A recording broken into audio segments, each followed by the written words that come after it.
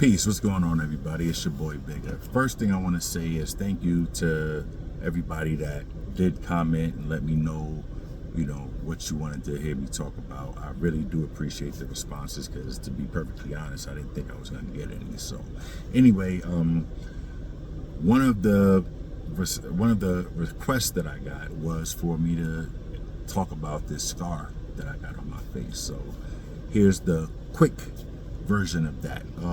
Shout out to everybody again for responding, and definitely to those people who asked about this. Basically, this is, let me paint the picture. I'm probably, at the time, I'm like 17, 18 years old, right? There's a dude, his name is Rip. He's one of my favorite MCs at the time. He's one of my homies. He's actually the dude that gave me the nickname Bigger that I still use to this day, right? So, there's Rip, and then there's my other homie Prince. Prince was another dope MC, and he used to write for this group, and the group that he wrote for was actually shooting a video for a song that he wrote the following day. So the goal was, also my man Rip, he was a hustler. So my goal was to go uptown to the Bronx, chill with Rip, get some money, and then head over to the video shoot. So that was the plan.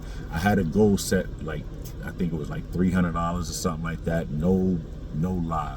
You gotta understand, it's the crack era in the Bronx.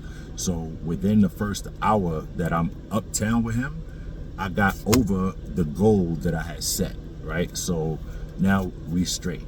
He was like, yo, let's go up in the crib. We chilled, burn something. The whole time we was outside, the hour that we was outside, we drinking, we smoking. Now we in this crib, we still smoking. Wrote a couple rhymes together. Now we out and about. He taking me around the hood, and we are just steadily, like, everybody that we ran into was either drinking or smoking. So within a couple hours, I'm like fucked up. So we decide that we're gonna leave the Bronx, we're gonna go to Harlem, fuck with some chicks or whatever the case may be. And I didn't, that was closer to Brooklyn, so I was down for it. So we get to Harlem, we run into some more people, we still drinking, we still smoking. I'm super duper faded. Now it's like 2 in the morning or whatever the case may be. Rip is like, yo, I'm gonna bounce. I'm like, all right, I'm gonna bounce too. We get on the train. I want to say it was like the 4 or 5 train, or it might have been the 2-3 line. I know it was one of the two of them because I had to take it to Broadway and Nassau. Anyway, so I'm in a train station. As soon as Rip hopped the turnstile, his train came, so he's gone, right? I'm in the train station, chilling, minding my business. I see a couple dudes, it's like 5 of them, right? I'm really, like, I peep them, but I'm not really stressing them. They approach me, they want to take this chain that I got on. The person that I was, especially at that time, like, if you had a gun, yeah, you could have whatever. Like, ain't nothing worth my life. But even if you got a knife at that point, I was gonna try you. You know what I'm saying? Like, if you want it, you had to take it. That's just how it was. So anyway, we end up getting it on, and it ain't nothing to me to, at that point, to take on multiple people, because I had a bunch of fights by that time in my life, and I had never ever had a fair fight. I always got jumped, so I'm used to it. I even got a little method to, anyway. So I knocked one dude out. Another dude ran off. I thought he might have been going to get something, but I wasn't sure. I'm scrapping with another dude. I did something dirty to him, I guess. I really don't know what, but I know that he's, like, now he's on the ground. I didn't knock him out, but he's on the ground, pretty much incapacitated. Now it's the final dude, right? It's like the boss level of the fight. So we squaring up. He swing a wild ass swing. I dip it. Boom. Bang him. Knock him right out. He's snoring before his head hit the ground. And his head hit crazy hard. I dig his pockets, jet up out the train station, just like that. True story. I don't know where I'm going, but I just went in his pockets, took what he had, and I bounced out of the train station. At the time, I'm probably like about 320 pounds. I'm 6'8" and a half. Still 6'8" and a half, but I'm definitely not 320 no more. But heavy, fat, asthmatic dude. I run probably about 2 blocks. It might not have even been 2 blocks, but I ran as much as I could. And then this girl, out of nowhere, I don't even know where she came from, she just starts screaming, "Oh my God, your face, your face." So I start running again. I get probably like a half a block away, and this older lady, I don't know what she doing out 2, 3 in the morning, but this older lady, she's like, "Oh my God, baby, what happened to your face?" At that point, I was walking past a car.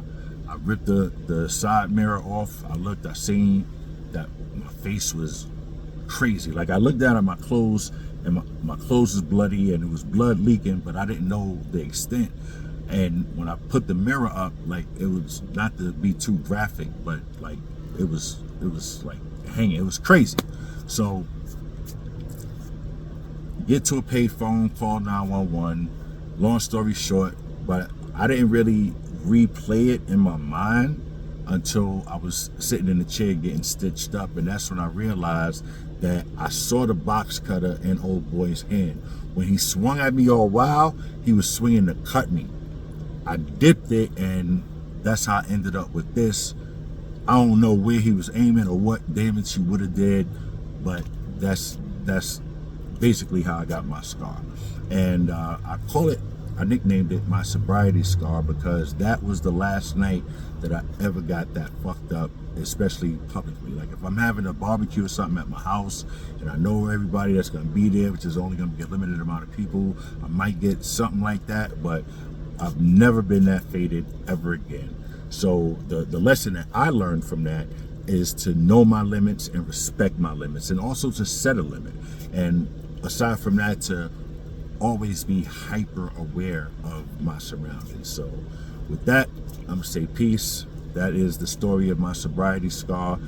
Get in the comments and let me know what you would like to hear me talk about next. I hope that was, I was about to say entertaining, but if that was entertaining to you, then you're a weirdo. So I would say I hope it was informative.